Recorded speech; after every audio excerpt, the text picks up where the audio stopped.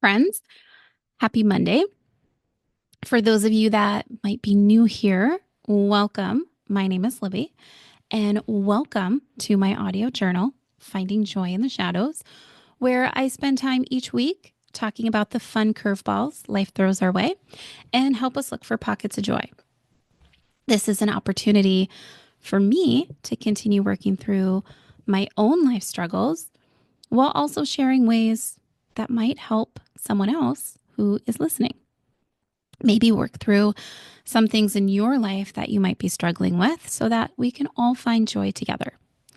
For today's conversation, I am thrilled to introduce you to an incredible young woman who has faced immense challenges and is now forging an inspiring path forward.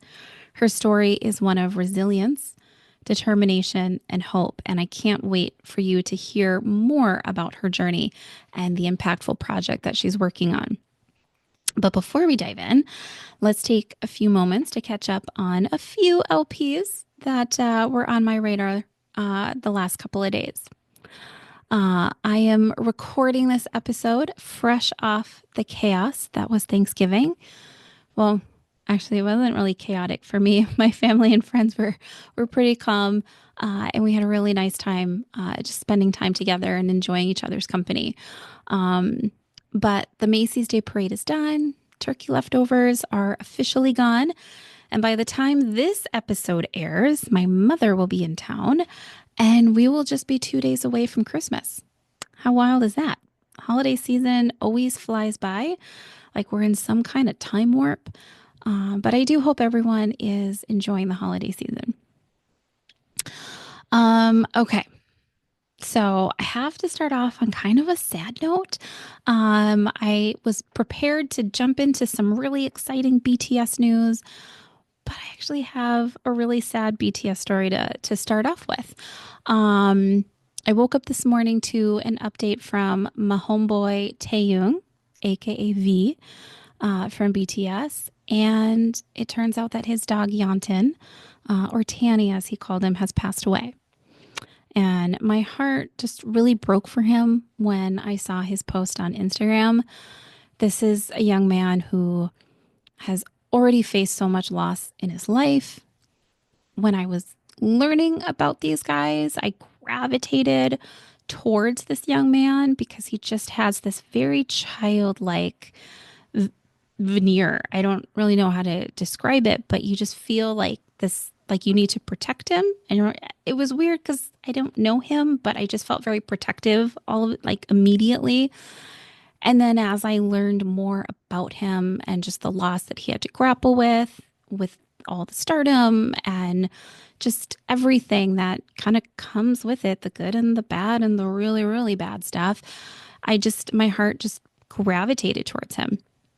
And when you add on top of it that this past year, he hasn't even been as close to his dog as he probably would prefer, given that he's in the middle of his mandatory military service,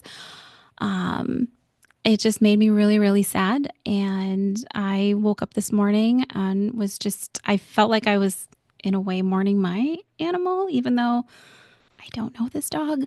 But as a dog mom myself, who has had to say goodbye to fur babies.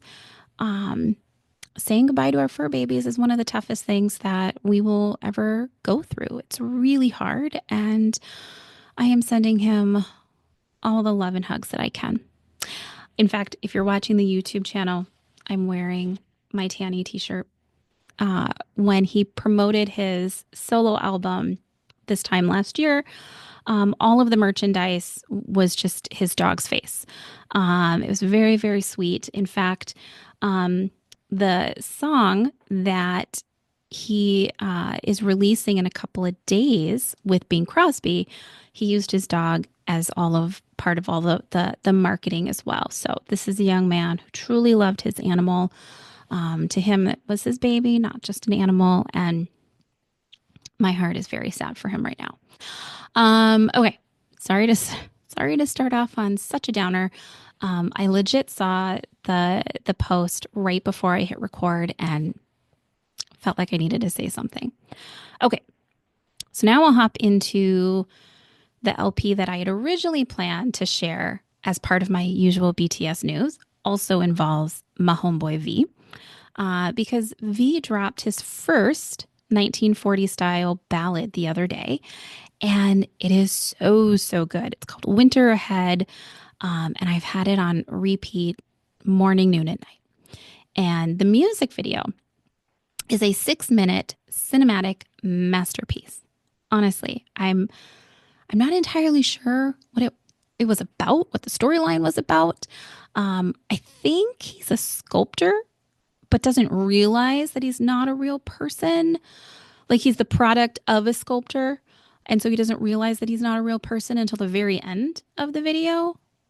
I don't know. Am I close? I have no idea. I'm not a very creative person. And so when it comes to this artsy stuff, I kind of just need it like, just tell me like how it is.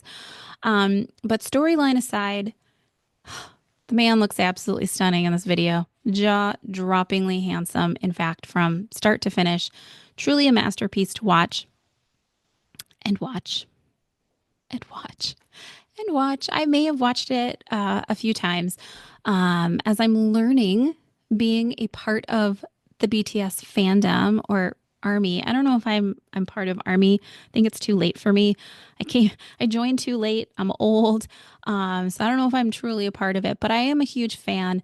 And I do know that if you are going to be a fan, there are rules, and they take their rules very serious in the fandom, and you are expected to stream and watch the videos. And so I'm doing my best to listen to the song on repeat as often as I can. First off, I want to listen to it on repeat, but I'm doing my best to stream where I can.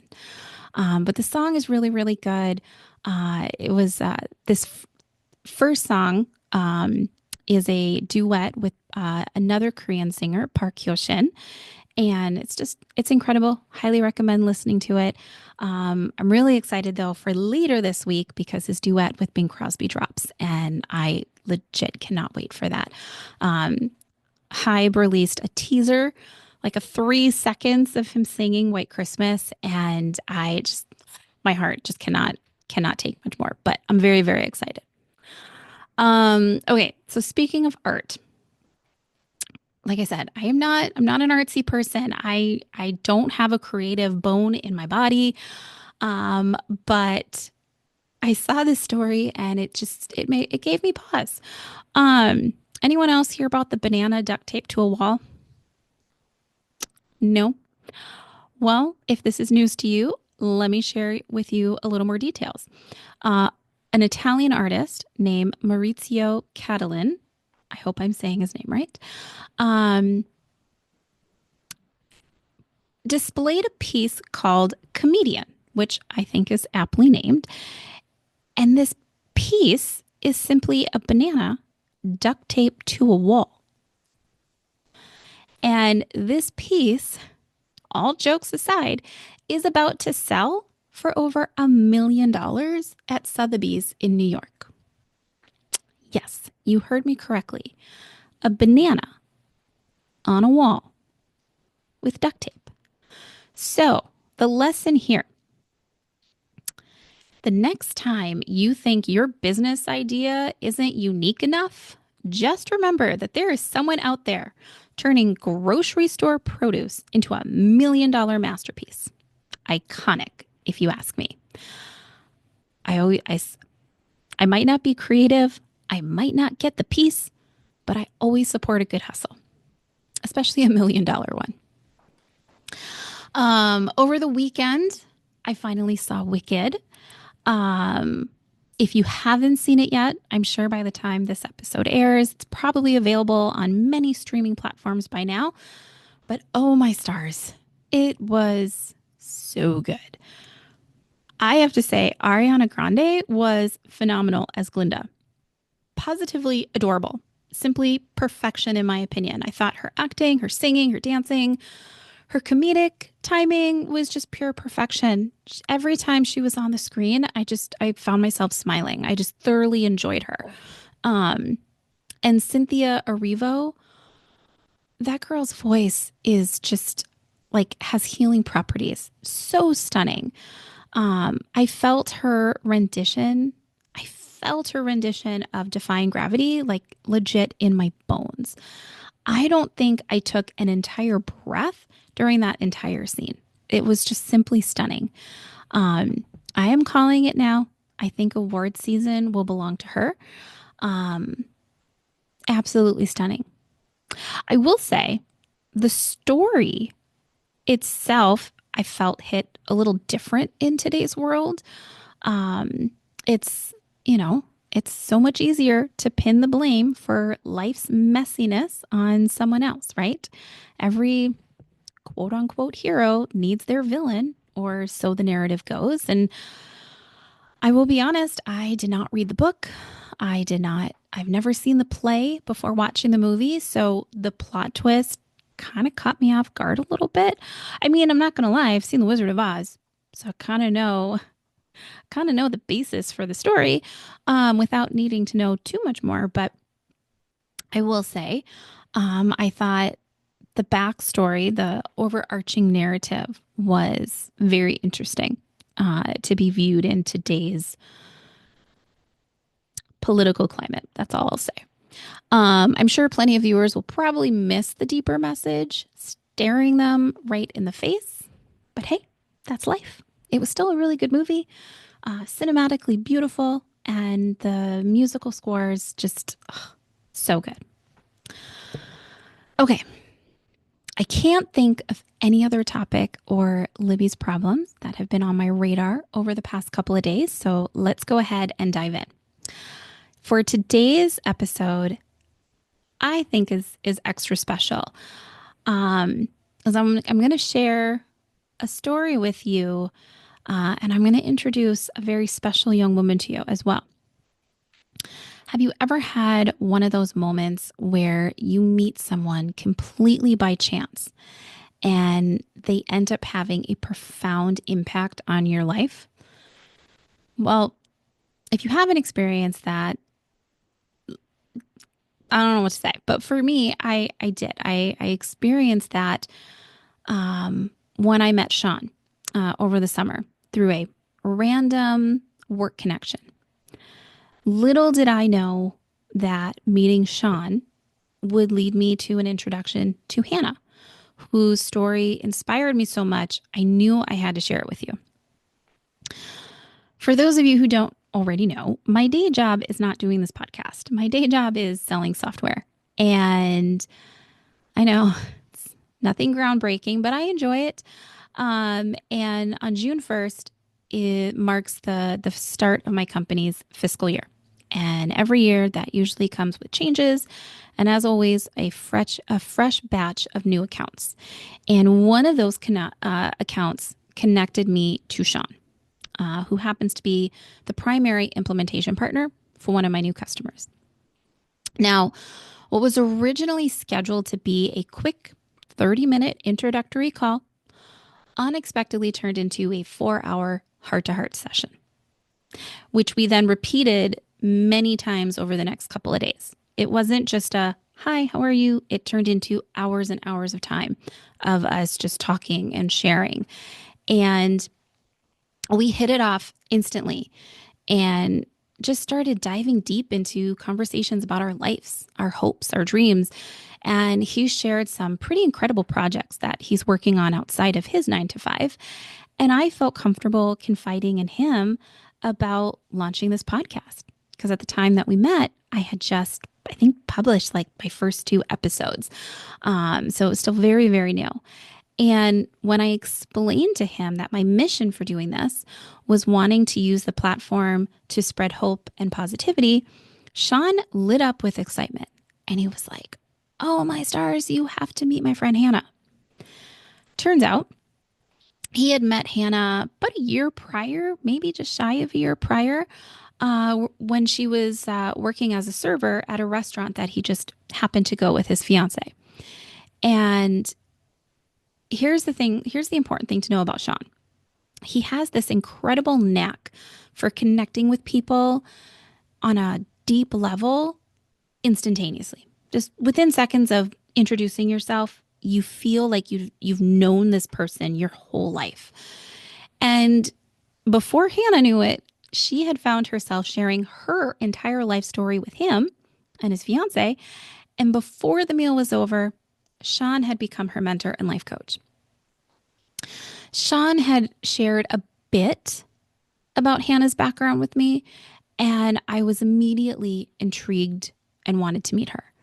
This is a young woman, barely in her 20s, who has faced challenges that would age anyone beyond their years. Yet she carries herself with a grace and wisdom far beyond her age, a true testament to the resilience and strength she's developed through her experiences.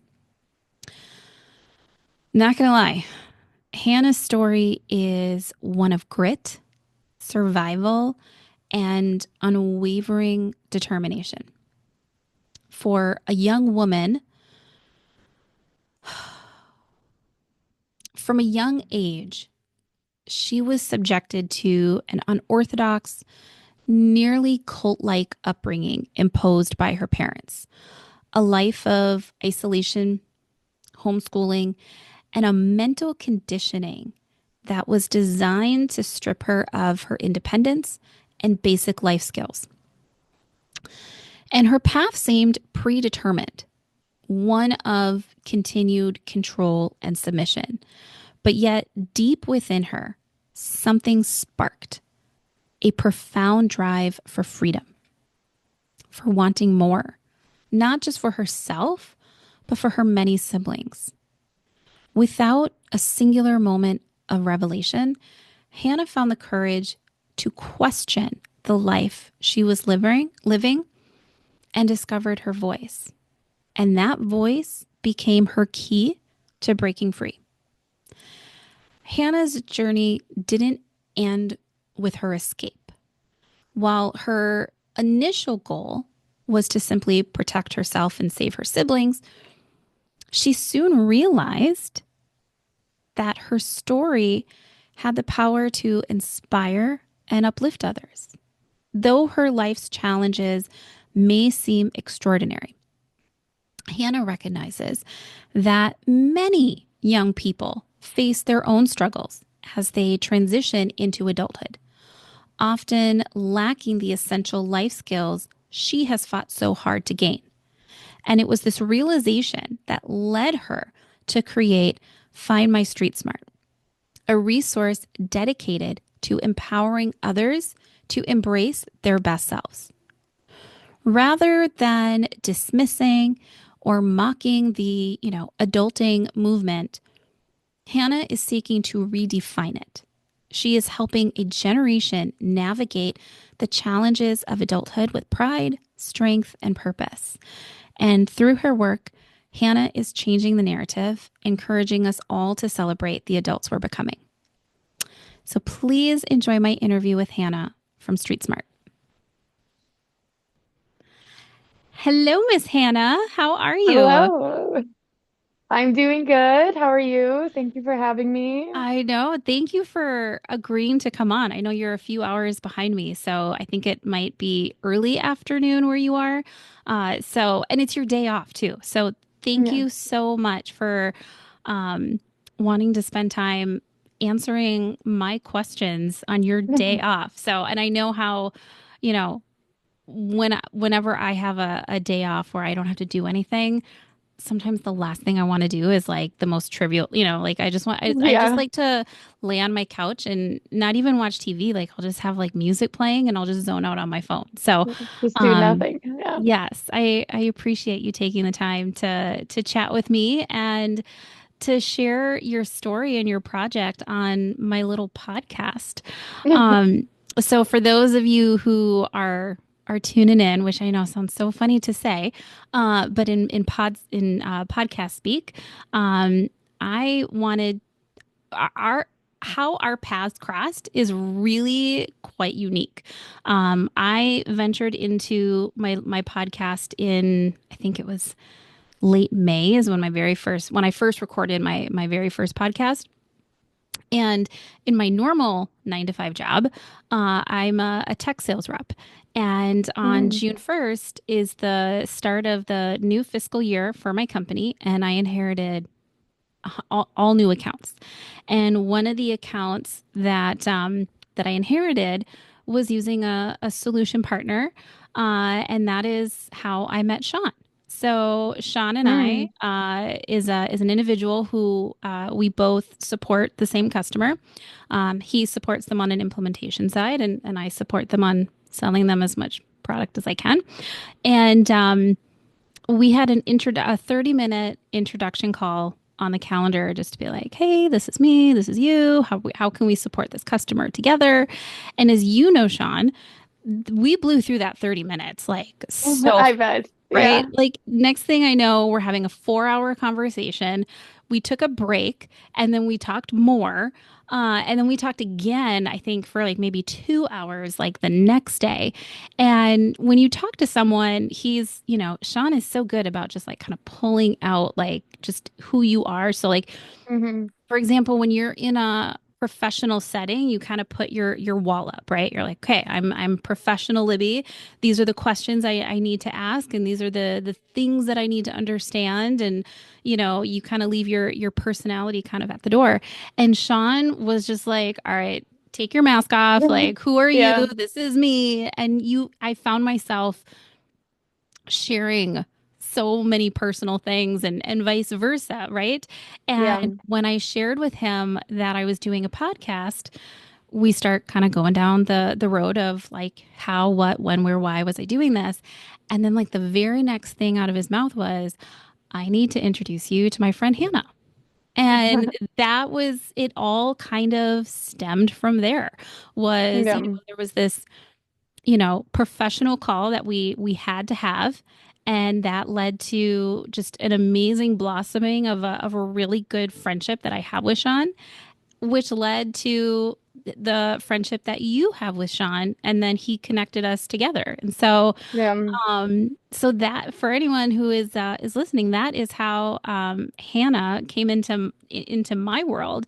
And when we talked and you shared with me a little bit about your background and your story and your project, I was like, okay, I get why Sean wanted us to talk because Yeah. I have a tiny platform, but you have such an amazing story and you're working on such a cool project. And, the whole reason I wanted to do this podcast in the first place was to add just a little bit of positivity into the universe. And, um, if I can help one person, I might not know who that person is today.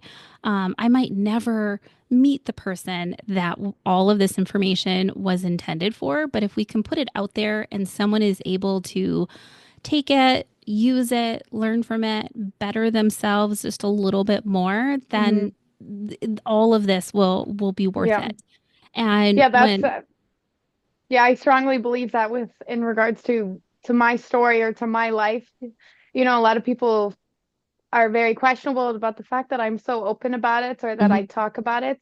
And it's just again those singular individuals that it has helped or has saved. It's like those singular or that one person is just adding a positivity to their life was worth every single moment, was worth every single, insecurity or thing that I had. So I'm yeah, in the same boat as you where I just like I think that there's power in focusing on the individual a hundred and percent. trying to make their day better, their life better. 100%. It's Yeah. that paving it forward mentality. Hmm. So Yes. Hannah, Yes. so you are Hannah. You are also the CEO to findmystreetsmart.com. Did I get that right? Yes. Okay. Yes. Yes. Which is basically, we'll dive into it in a minute, but it is a tool to help someone navigate this life with all the things we were never taught in school. Am I Yes. missing anything? Yeah, it's kind of all of the things that we actually need to navigate the world, how to build a resume, how to do your taxes, how to find mental health, how to even navigate making a plan for going to the gym. It's just like kind of it's life knowledge is what I call it, a life Hmm. knowledge network. So it's all these people kind of giving back to each other. Hmm. The experienced user is giving back to the non-experienced user, and just kind of creating this ecosystem of knowledge about life. And I feel like there's this kind of like a gap right here where there's people who want to give and then there's people who need it, and it's not really getting to that. They're not really connecting with each other. So I'm creating a platform, a world where they're all connecting with each other in order to, my primary goal with my life is to end generational hardship. So as big Ooh. of a statement as that is, but I want to end as many generational hardships as I can, and this platform is my start, is where it's going to get the idea out there and get it going. And I think it starts with creating a network with the people who want to give and the people who need it the most. And I think it starts, a lot of places try to tackle this like in in a financial way or something like that, but I really think that the knowledge is what people are missing the most. The Yeah. knowledge is the most important part, and that's what I would say my world we need more than anything is how not just like if you give me a couple $1,000s, it's only going to solve my problems for the next 2, 3 months because I don't know how to navigate that money. I don't know Mm-hmm. how to make that money work. I don't know how to create a world. And I Right. think that that comes through mentorship, through people helping other people is where, you learn like you with the same aspect with Sean. I actually I actually met Sean in a weird way too. I actually met him. He was one of my tables actually. And Oh, because you are I also I don't know what a the server. Yeah, server. Okay, I was gonna waiter, say server. waitress, Yes. and then I was like, ooh, I Yeah. don't know if that's a acceptable term anymore. Okay, Yeah. server. I don't Yes, you know. are a I server don't at a I very take care high of the end. people. Yeah, you're Yeah. a server though at a very high end. Um, is it hotel and Yeah. restaurant? Yeah, it's a hotel.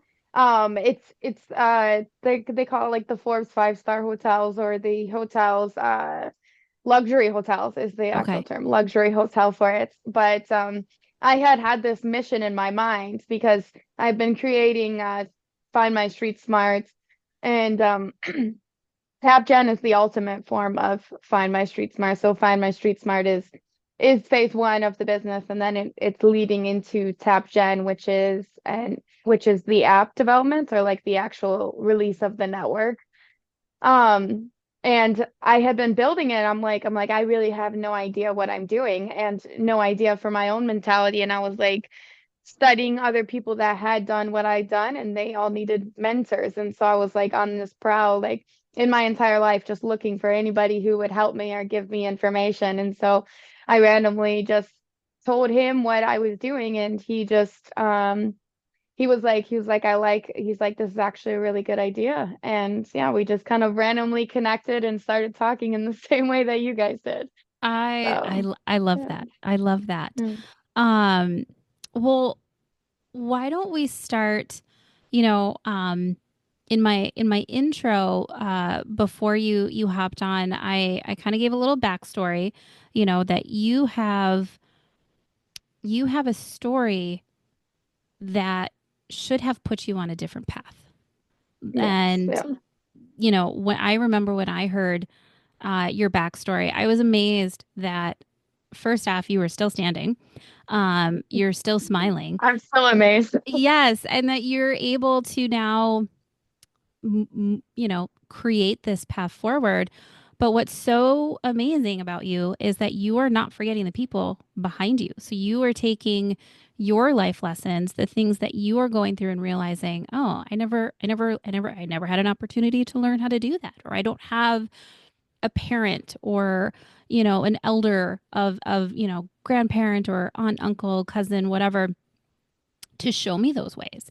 And Yeah. so you're instead of, you know, which I don't think anybody would blame you for being disgruntled or just being like, no, I'm not going to help them. Nobody helped me. You're, Mhm. you're so young and yet you're so mature for your age that you have the ability to say, you know what? I have a special story and I missed certain life skills or, I don't have anyone to show me the way.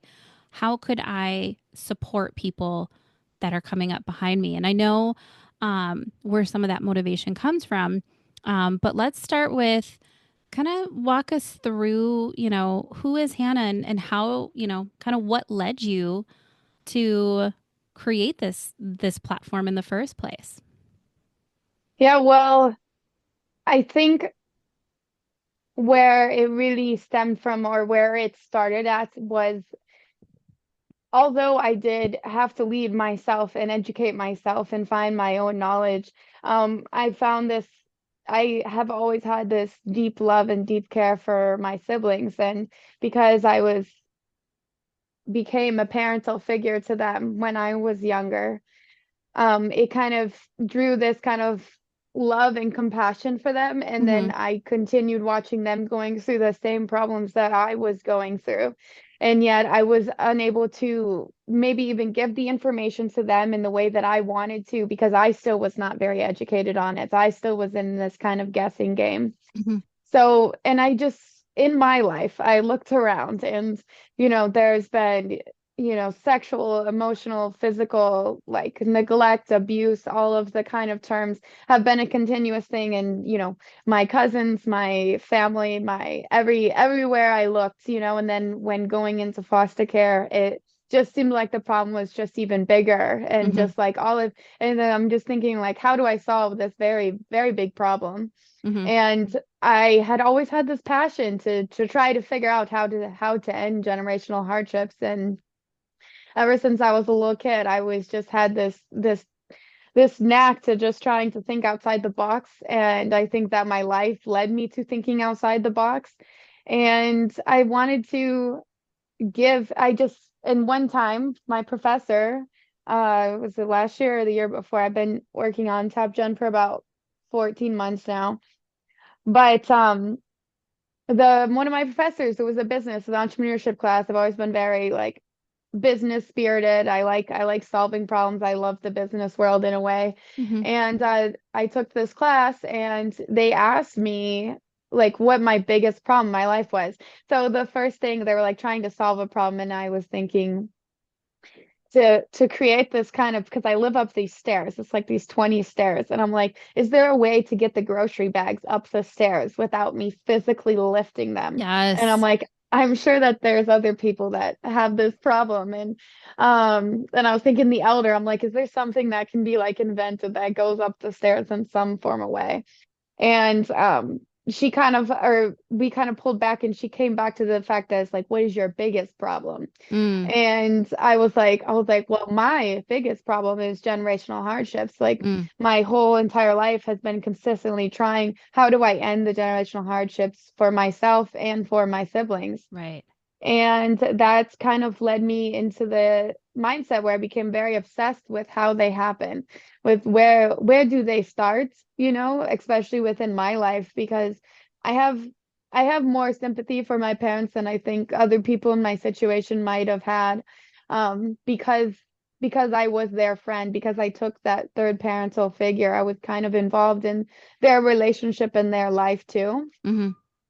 And so I had this kind of a little bit more sense of a sympathy because of my unique situation. And I was like, because they had gone through they had been, hurt as children too, and they had Mm-hmm. been never taught the correct way. And I'm like, where does it start? Where did the problem start? And, Right. you know, and why does it continue? And as I thought about it, as I obsessed about it more, I realized that for each situation, there is an individual answer, um, where it started. And the reason that it's continuing is because of a very basic lack of knowledge on how to navigate a very simple problem, like how to get help, how to get parenting classes, how to take care of a child, how to feed a child. Mm-hmm. And as I started looking and diving into my whole life, I started growing this huge wall of all of these different things. And Yeah. I'm like, well, what is this? And I'm like, there's no one answer. It's Mm-hmm. actually a million answers. Yeah. Um, but really, at the end of the day, it's knowledge that we're missing. That people who are continuously struggling, it's like the reason that they continue is because every generation then raises the next generation Mm-hmm. in the same way. And they give them the same knowledge that they already had, which was very lacking. And so Yeah. I'm like, if we could give one generation the knowledge, then it would actually break it for the next couple of generations. And I so, love yeah, that. I just love kind of that. became super obsessed with it. Yeah.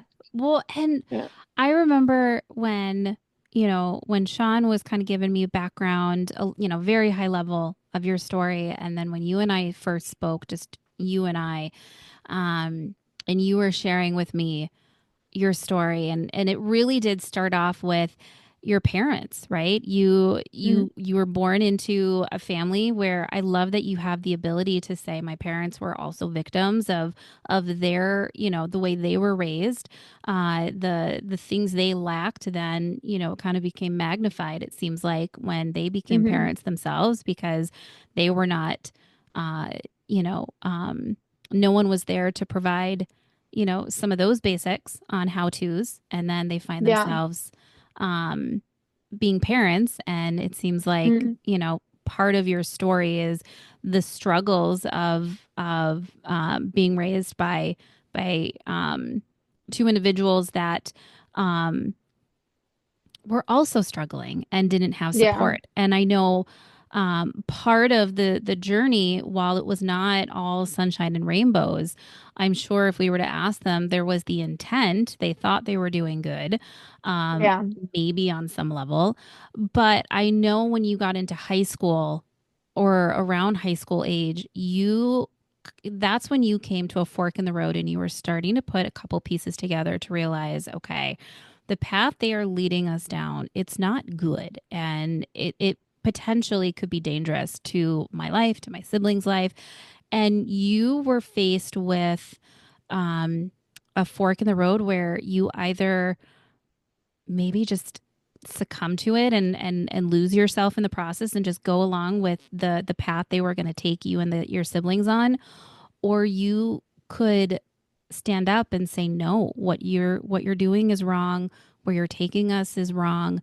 um and I'm fascinated. Like, there are times where I will literally stop in the day and I will replay that part of our conversation in our head, Mhm. because I the reason is because I look back to when I was a teenager, and I wasn't thinking about anybody other than, like, okay, what am I doing right now? What am I doing tomorrow? And am I gonna have fun doing it? Not to say that my childhood was all sunshine and rainbows, but I certainly had the luxury of being able to not have to think about, like, are my parents endangering our lives and my siblings' Yeah. lives, right? Like, I didn't have that, that situation in front of me. And so I'm curious if you can spend a little bit of time um just highlighting, how were you able to find that inner voice, that inner strength? Because um, that's one of the things that I've talked about on my own journey as I've been older, how I've been able to have that self speak, and that, the prayer and the manifesting and the focus on where I want to take my life. I learned how to do that in my 30s, my late 30s, early Mhm. 40s. You were doing this at 14, 15, 16 years old, which is Yeah. amazing, because some Mhm. people never learn it. And here, nobody was showing you, this was innate, right? This was within you, this fire that came out.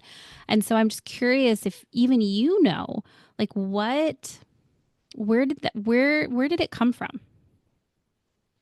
Well, I believe that when I was younger, I had always I always had a dream of changing the world. I don't know, I wanted to be a missionary and I was going to start a bunch of orphanages in India. I had decided that India wasn't big enough, and then I had to go to the entire world. So Wow. there was kind of this obsession with like making the biggest difference. I loved, like, we read a lot of missionary books because we didn't go to school. We read a lot of missionary books, and I found that these individuals could make such an impact on the world. And um, there was a moment I remember very specifically where it was like me and my mom, we were sitting in the 15 passenger van, Mm-hmm. and I was telling her about how I was going to do all of these things. And because I was always coming up with all of these plans and kind of like just constantly working. And my mom just kind of looked at me and she's like, Hannah, um, it's not time for this. Like, it's time to, Mm. like, we need to save the family first. Like, it's like things are not okay in the house. I think she had a lot of other problems and issues that she was thinking about. And I have been thinking about them, but I hadn't been thinking about them so drastically. And that shifted my mindset to being like, okay, maybe I need to save my family first, or Mm, maybe my family is actually the first person. And it started making me think. I think I had always internally, I remember also, I feel like I was about 12 in that time when my 11, 12, when my mom said that to me. But when I was 9, I kind of had decided that like there was quite a lot of abuse happening inside of the home, and I was going to find a way to change it. mm, And I was going to do this internally somehow by navigating this relationship between my parents and my siblings and kind of becoming that mediator. mm-hmm, This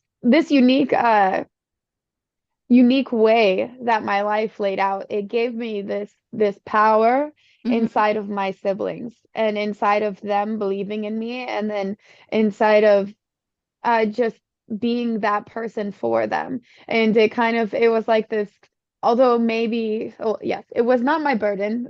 My counselor would definitely say that, not my burden to bear in Agreed. that moment. Not your burden. No, it was not. But it gave me this kind of push, this kind of fire behind me that made me um become so passionate about changing the direction of where we were going. I think it was we were so just a little backstory. I mean, so there's 12 kids total in my family. Mm-hmm. There are Wow. 7 boys and 5 girls, and we're all within the ranges of like 10 years of each other, and then there's two that are very young. Okay. So kind of strange. My biological parents adopted 6 kids and then gave birth to 6 kids. Got it. So it was kind of weird how it all kind of cultivated. It's a very complex story. But essentially, my biological parents adopted kids, and so I saw this side of adoption. And then later on, we all went into foster care. After I had gone to the States about it, and it it turned into this world where I was taking care of at least 7 of the kids. I like to think in my head that I raised 7 of them, or Mhm. I feel that I raised 7 of the kids. And um, they grew this love, this kind of like internal motherly human instincts kind of turned on inside of me. And I started looking at my world around me and started realizing how much pain everybody was in. And I started questioning if that's the way that the world is supposed to be. I think I was like 11, 12, 13, getting a little bit older and starting to develop my own personal person. Yeah. And I was like, this isn't making sense. I'm Yeah. watching the This is kids across not the how it's street. supposed to be. Yeah, Yeah. they don't have dark circles under their eyes, and the kids just they like my siblings, they look so different. And Mm-hmm. that was very internally tough for me because I'm like, am I being complaining because I am a teenager and according to all the books that I'm not right in Right. this moment, and Right. that I'm Just an being rebellious. angry teenager. Yeah. Yeah. Rebellion. Yeah. You're just in a And rebellion stage. You'll be fine. yeah, in my head too, I was trying to like make it okay. I'm like, oh, I'm just being Mm-hmm. rebellious, and this is what happens, and this is what happening to everybody. We didn't go to school, so we spend most of the time outside or outdoors running around, and um I don't know, making the house move, or at Mm-hmm. least like stay alive was kind of the priority at that time. And I never had seen other kids, and so I was very sheltered in my mindset of knowing what other people looked like or what other families looked like. And I think it really came down to the looks in their faces and them, like my siblings. And I believe that's the most powerful part of my story, because if I had gone through this situation alone, I'm Mm-hmm. not sure I would be the person that I am today, because it's much more difficult to stand up for yourself and drive your own life for no reason, or for like not for just your Mm-hmm. own internal push. It's much easier if you have your children, you have someone who's leaning on you, I feel. And this kind of created this give and take relationship between us Mm-hmm. that kept me going and gave me purpose. Yeah. And I love yeah. that. Um, when I started to go to therapy, I think I was mid 30s, And it's a woman I still see today. Mhm. I consider her now to be more than a therapist. She's my life coach.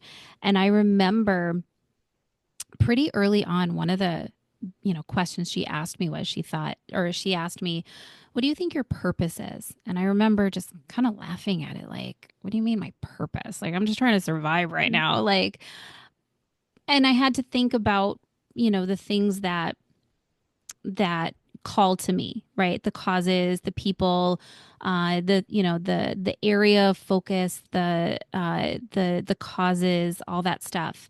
And when I'm hearing you talk, you didn't need anyone to ask you that question. It was just it came out when you were able to sit and look at your siblings and go, this is not how it's supposed to be. And if it is how it's supposed to be, I am not going to allow it to be this way. We are going to find a Yeah. change.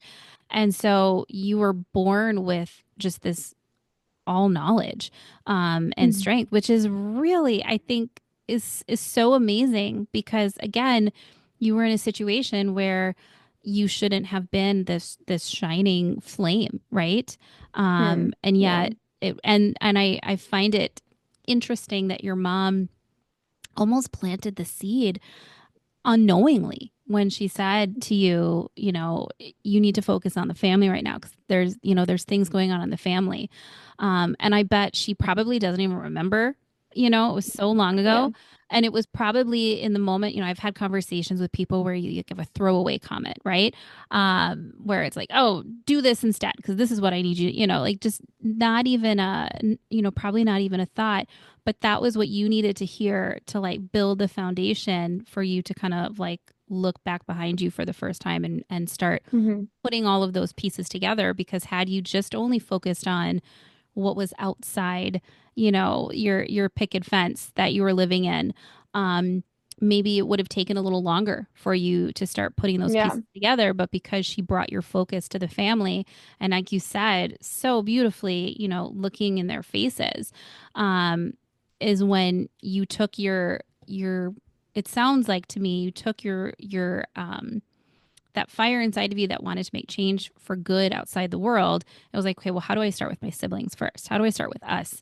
And then how do I, Hmm. and then I know from our conversation, as you began to start helping and improving your situation, your sibling situation, that was what led to the start of your platform. So Yeah. I'm curious. Um, how did being isolated from the real world and basic skills impact your early understanding of yourself and the world around you? Um, Wait, can you say one more time? Yes, of course. So when you were growing up, you had said you weren't around other kids, you weren't around, other families, your parents kept you guys fairly isolated. I believe you had said they were doing a lot of schooling at home schooling. Um, and I'm curious, what sort of impact do you feel that had on your awareness to and understanding to realize that you were missing things. Yeah, I think that so after we get out of the whole situation and the state comes and takes all of us kids and puts us in foster care, what ends up Mm-hmm. happening is that we get put into public school and also into the foster system, which was also around other kids. Mm-hmm. And it was quite the shock for a lot of us. Honestly, I think that most of the time we just laugh at the fact of all the stories that we have of things that we completely missed. I think that like race was probably one of the biggest thing that we didn't understand because we had never understood history Mm-hmm. before and or been taught like that in depth of history. And we were taught kind of in a different way or if taught anything. And so Mm-hmm. when we get into public school, it's like for me personally, I get into public school and I probably I had the least education out of all the other kids because I spent so much time taking You were care of the older, kids. yeah. Yeah, and also I was older. I should have been to a different level. I was the end of my sophomore year. was when we entered high school, and I was only there for 2 or 3 months, and I had basically not been schooled. And there was this huge base of knowledge that I feel that you learn in grade school from Hmm. I or other people seem to learn in first grade to maybe ninth grade that I had almost completely missed. I knew how to basically read and write and very basic math addition, but really almost even no math. Um, but then I get to school and it's just I just am like, what is going on? I'm like, this is, Hmm. I don't know, never didn't understand anything with algebra, didn't understand anything like that. And I realized in this situation, okay, I'm in foster care. I'm 15, 16 years old at this point. I know that when I get out of foster care, whatever is going to happen, I'm going to have to survive on my own, Hmm. whatever it is. So it's like I either tackle this problem and find the information that I need to get my high school diploma, even though I'm missing such a strong base, Hmm. um, or I don't graduate high school and then I become another foster kid statistic. And it wasn't something that I had wanted to do. And I loved knowledge and I loved learning. So I was like, okay, let's just try to figure this out. And so, I asked a lot of questions. I asked more questions than any other student I think ever could have asked. And Hmm. I had a lot of circumstances where I asked a very wrong or a question that would seem very obvious to most people. Like, I don't know, for instance, when I was in college, I still hadn't grasped what the Soviet Union was, and I didn't understand if it was a country or if like does it exist and where is it at right now Right. and why, because I hear we talk about like Germany and different and all of these other countries that are supposedly Right. in Europe, and You're I'm like, like, so why do what we keep happened to the talking? Soviet Union? Yeah, where is Yeah, that? or I say, Wow. what is the Soviet Union? Because I was Hmm. like, where is it? Because I didn't know it didn't exist anymore. And I was Yeah. actually in a college class when I asked that first question, and I raised my hand, and I'm like, I really don't understand what the Soviet Union is. And all the eyes just turned around and looked at me, and Which would I was just like, oh, Yeah, and it's so unfortunate because on one hand, to those individuals, myself included, who were raised in an environment where we were taught those skills of the Cold War and, Gorbachev tear down your wall from Ronald Reagan and then the fall of the Soviet Union. And, we've gone through those classes. Whether people yeah, know exact details of it today, no, but they know that it's fairly, I want to say, basic knowledge, right? yeah. But you are coming from a situation where, from your homeschooling, however, whatever lesson plans were put in place, that was not part of it. Hmm. And you find yourself, in high school, now going to public school. And I have a couple questions on that. Um, do you feel that from just your own experience, not the experience of all foster care kids, but your own experience, do you feel that the foster family and the school district was equipped to support you? Were they just, trying to get you graduated, or, was there a support group for you and your siblings? I think the foster care system is trying their best in a world Hmm. that's constantly crashing. Mm. Um, I did not feel equipped. I did not feel like there was resources or things that I could turn to. But I did notice that if I tried hard enough, I could find the resource. And I think Mm. that's where I would like to inspire other foster kids and people like Yeah. me is like the resource is usually there. It's just not exactly where or laid out for you. And Hmm. that's where I'm trying to solve with Find My Street Smart and Tap Gen is that okay, so here's the resources. Now you can get to that knowledge faster. Yeah. Because I think when I was personally going through the system. I was very emotionally burnt. I was going through a court case with my dad and getting moved between all the foster homes, and this pure exhaustion. Hmm. And if I had known that there were resources out there, because there are platforms and there were organizations that would have helped me, that would Hmm. have been eager to give me the knowledge, but instead I'm exhausting myself asking 1,000 questions to the wrong person. Right. And so that is one of the goals, is to get Tap Gen into those Yeah. environments. I'm not sure how the foster care system can be fixed in this moment. Right. Yeah. Well, It's and I, it's such a difficult thing to yeah, we even, certainly do not have enough time to yeah, really dissect it, but man, does it need it. But yeah, it's interesting to hear, you know, it's just it's fascinating, right? Because the life skills that you were going through, or I should say the struggles that you were going through and the life skills that you were picking up at such an early age, it is such a contrast because I was picking those skills up when I was in my mid 30s.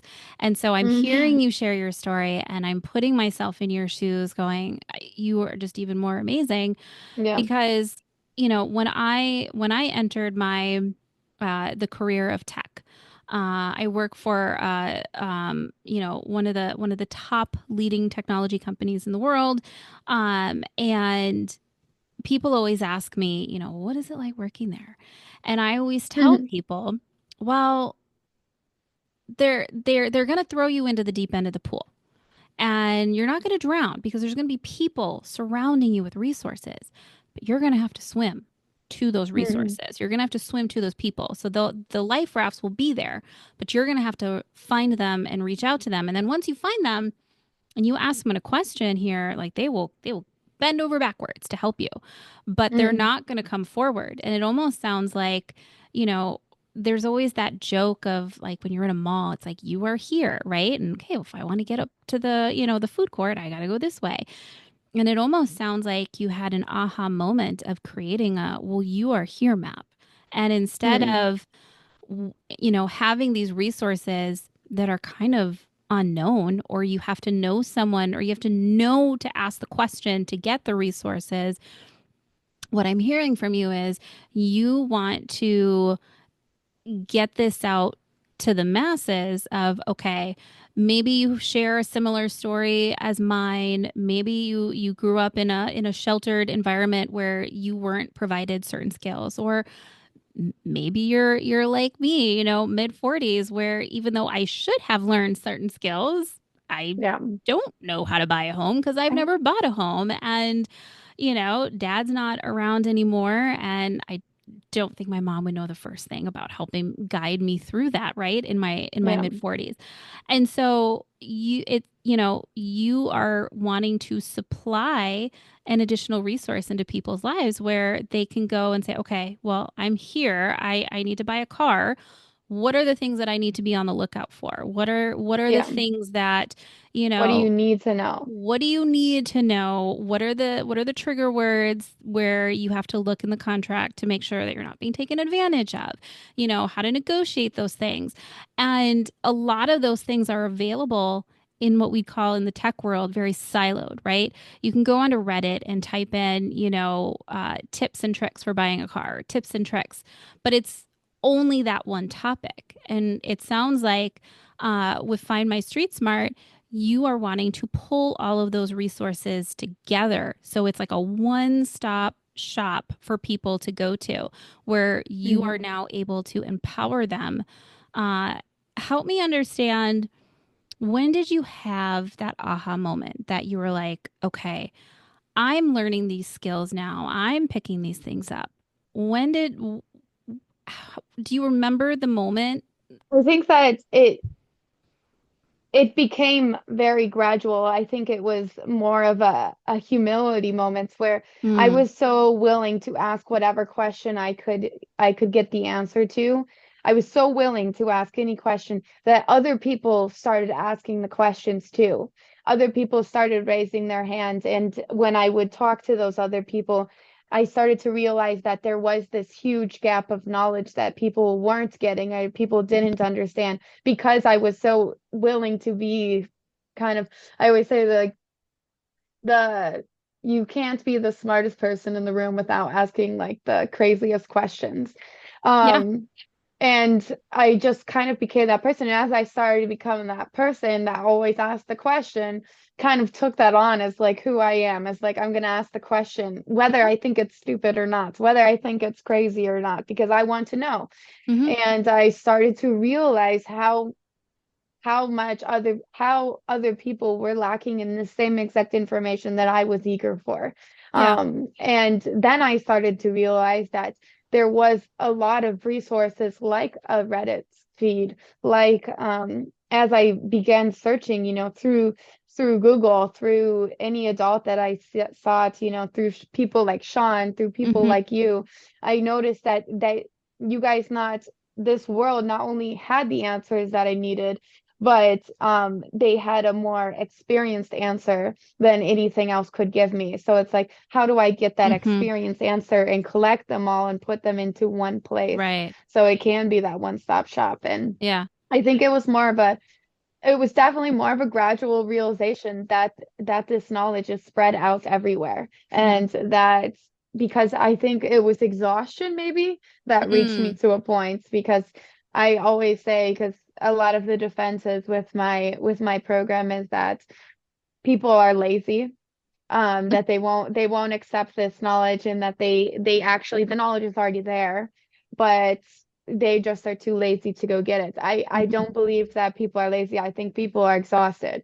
I think Mm-hmm. people are working in a lot of different areas in their life and mental stability, and Yeah. especially if they're coming from abuse or even a good home, it doesn't matter. It's like there's this level of exhaustion that people are at, and because they're missing this. So what if we Mm-hmm. gave them a hand in that Yeah. exhaustion and became that center point? So, and then I realized that I could just put it all together into one area and Yeah. just do whatever I deemed necessary to get the knowledge out there. Like in Yeah. reality, because I'm building something from such a small form to such a large platform, it's like I have this opportunity right now to be like, this is what we need. This is who we need. And if we continue our focus on the, I always say that our focus is socioeconomically disadvantaged individuals. So Yeah. it's like the people that just are disadvantaged or going through hardships. If we focus on those people, then the information will spread to the other people Mm-hmm. because we focused on that center first. Yeah. Um, So the website is findmystreet.com, mhm. findmystreet.com, Find my and street smart. findmystreetsmart.com. Thank you. Findmystreetsmart.com. And first off, as someone who had to recently create a website, your website is amazing. Um, Thank you. did you create this yourself or did you get help with Um, it? yes, very, very a long time with sleepless hours and just kind of continuously just working, because the issue was that I needed to also I'm creating something that had never been thought of before, Yeah. and it's taking this knowledge, and there's so many different arenas, there's so many Mhm. different categories, there's so many different questions, and how do we answer those? And Yeah. again, I just came back. I started, I learned coding. I didn't learn coding. I learned the basics of how code operates and how the internet operates, how the computer operates, how to build a website, where branding and different Mhm. things. And I kind of just dive down. I have a very obsessive mind. Like once I find something that I am passionate about, it's like I Yeah. just can't stop. Like I just my brain thinks about it night and day, and I Well, just don't see anything as impossible. yeah. Well, you are doing amazing. So findmystreetsmart.com. When you get on here, the I love how it's, let's put the power in your fingertips. And there's a section for life hacks, resources, knowledge. And then I think my favorite category is street wisdom, right? Yeah. There's book smart and then there's street smart, right? There's how it's supposed to happen. And then there's, well, this is how it actually happens. Hmm. And I find it so fascinating, um, that you have been able to organize something like this that really the use case, right? I know you were creating this with the thought process of helping your siblings one day, helping the next generation behind you, but really when we take a look, when we take a step back and look, there's so many people on so many different journeys, whether they are 80 years old or Hmm. just entering into adulthood this year. They haven't learned everything that they were supposed to have learned Yeah. at this point, right? It because it's so much of it depends on, like you said, the socioeconomic, right? The families that we're born into, and the communities that we're raised in, and the schools that we attend. Some schools are going to have a focus on tests, right? So math, science, English, you're going to be amazing. And then some schools, Hmm. based on funding, they're going to do their best, but there's probably going to be some things that they miss. And so I look at it as this has such a larger use case than just Yeah. what your initial um, uh, focus was, right? And Hmm. did you when did you realize that this was such a huge undertaking and that so many more people can benefit from it? I think that it's been weird. So I live in Laguna Beach, California now, Yeah, which is just of one of the wealthiest cities in the country, and it's on the ocean and it's in Orange County. it's a And I'm beautiful part of surrounded the by country. Yeah. these it fascinates me because the worst thing that happens in this city is like e-bikes, that's what they Hmm. say is like the e-bikes cause so much chaos, and I'm just so incredibly grateful to be in a city where the worst thing is e-bikes, because where I was living at one point in my life was just it was people getting murdered on the corner, like that was my reality, and People I being I look at murdered, e-bike, yeah. choices. It was a very different world. Yeah. And the as I started to grow and started to evolve inside of this community, I Hmm. started to realize that they were also experiencing the same exact problem, Hmm. because their generations that are coming next after them aren't retaining the information that maybe their parents are even trying to teach them, Mm. or it's missed, or there's this some kind of type of conflict between the parents and the child, and they're Yeah. not getting there, or it's like they just kind of missed it somehow, either Mm. having fun or whatever their life was that was going on in that Yeah. moment. And so it made me realize that this information isn't, although it is maybe needed most by these people, Hmm. there's also all of these other people, all of this other demographic, or every single person could use a center to go back to understand how to navigate life. Hmm. There's nothing that's navigating life in this moment right now. We have Reddit, which is a close idea, but it's built by individuals, but it's not organized by any means Yeah.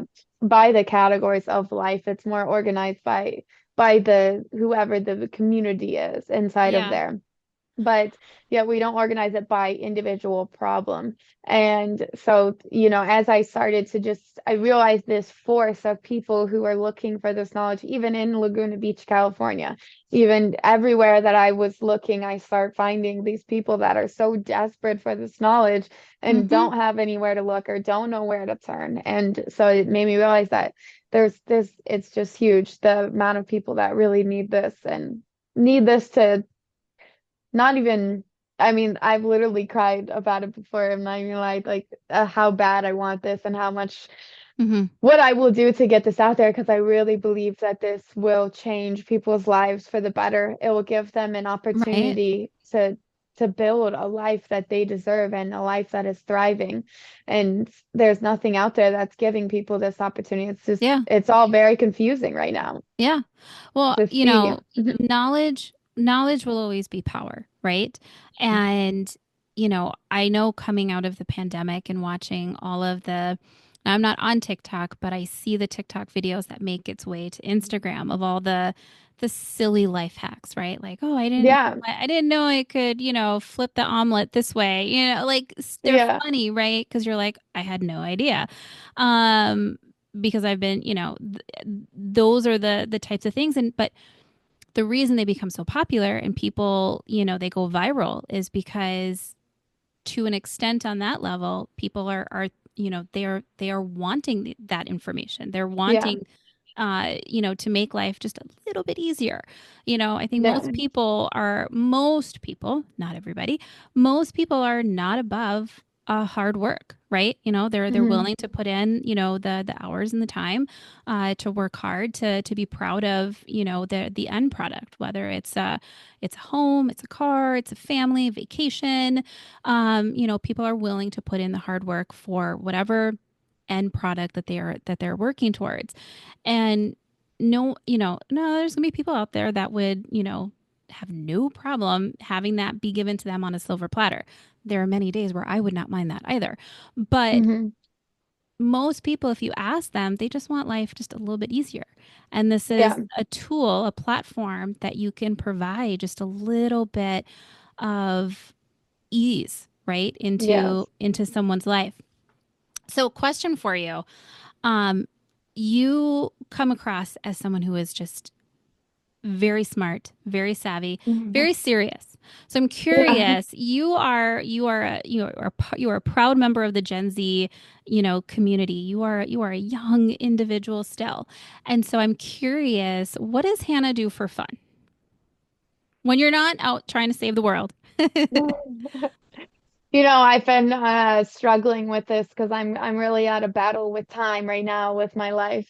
Um, so it's like a struggle with balancing working, two separate, very demanding jobs Mhm. and also having time for fun. And you know what? The honest truth is that I have more fun with Tap Gen than I have with anything else. And I don't know, it gives me the most happiness and being able to, I feel like I do have a naturally intelligent mind. I naturally like solving problems, and so that always gives me a lot of joy. But on the other hand, I love working out. I think that that is a vital Mm, skill to any everything. I mean, it saved my life when I was battling with PTSD. So working out and being physically active and playing any sort of game is my favorite. I mean, I have seven brothers, I always say. So if you think you can beat me at a game, then I probably can beat you at the game. Like I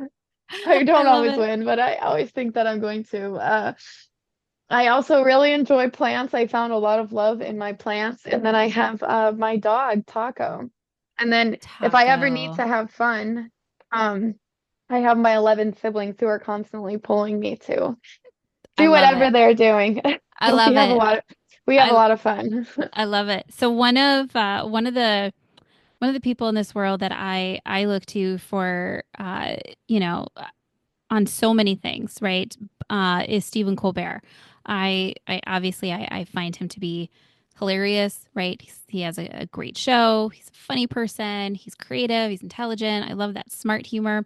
But one of the things that I love most about him is he has these like questioners, right? He has like these set number of questions. I don't remember. I think it's like 21 questions, and he doesn't. I don't think he's added to them in ever, maybe, and he always Mm. asks his celebrity guests, one of the questions. And so you had mentioned, a couple of things that you like to do for fun. And one of the questions that bounced out at me from the list that we were looking at was, what is your favorite smell?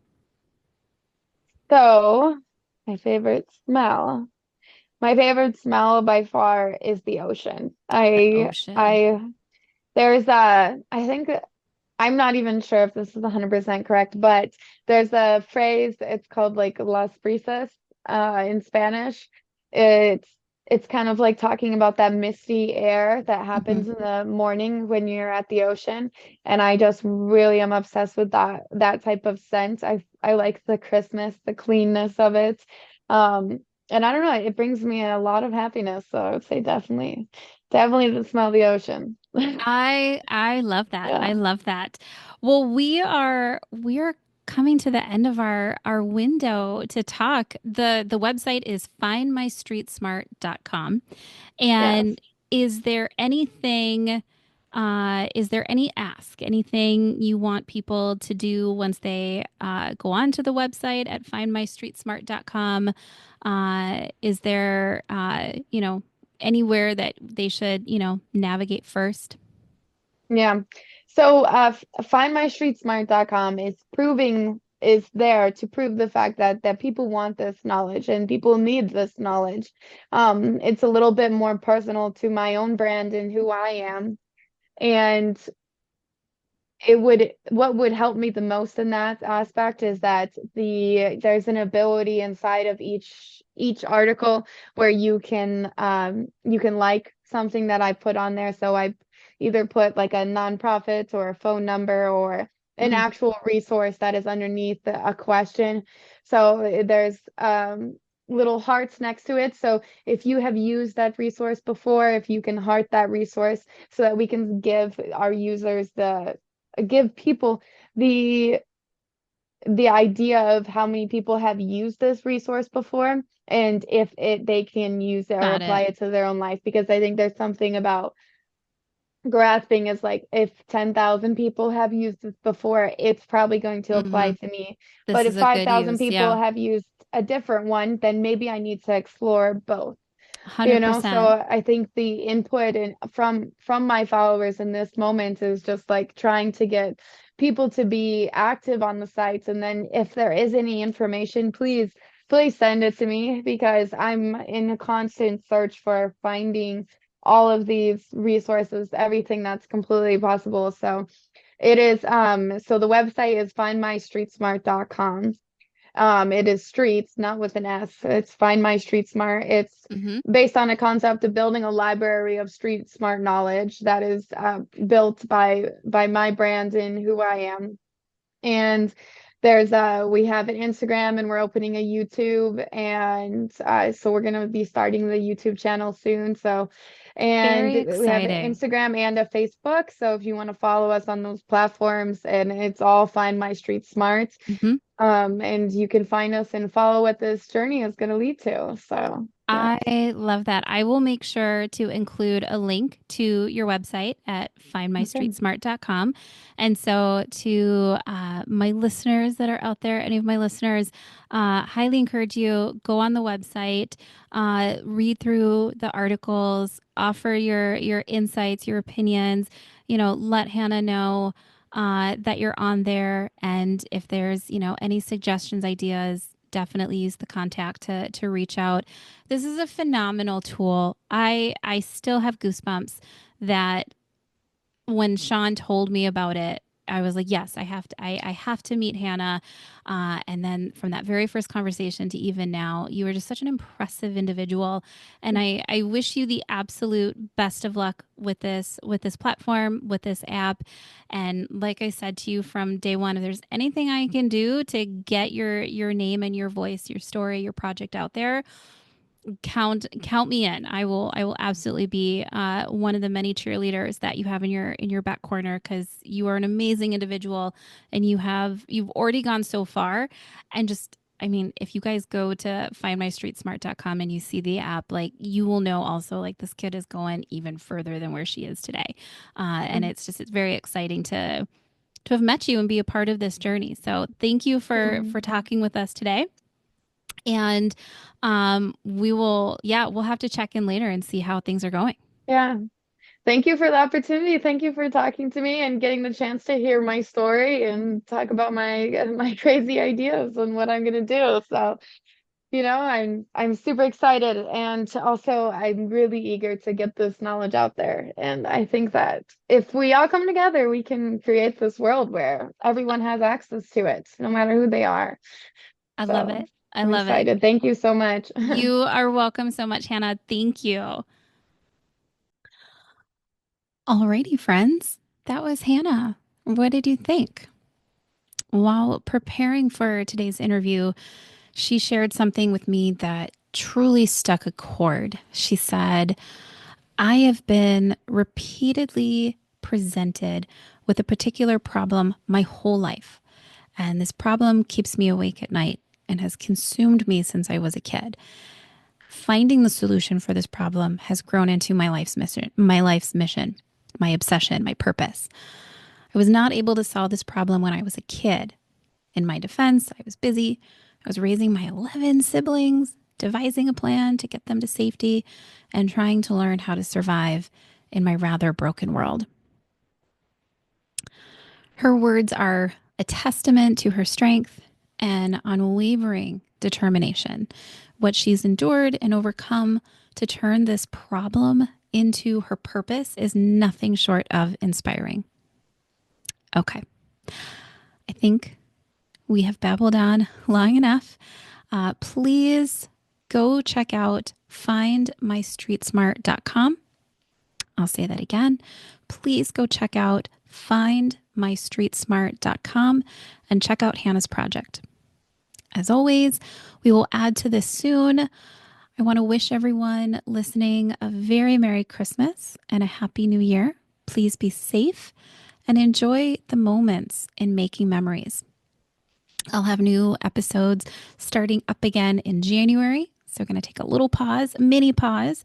As always, I hope everyone has a great rest of your day, has an amazing week, and I look forward to our next chat next year.